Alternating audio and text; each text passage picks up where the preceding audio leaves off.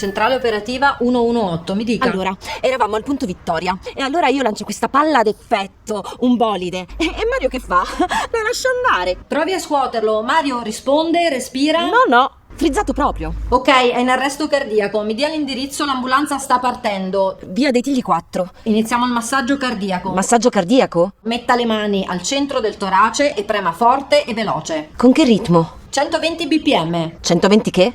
Le passo il supporto ritmo. Abbiamo un'emergenza ritmo. Mettimi in linea che gli do il beat. Comprimi il torace e tieni il tempo.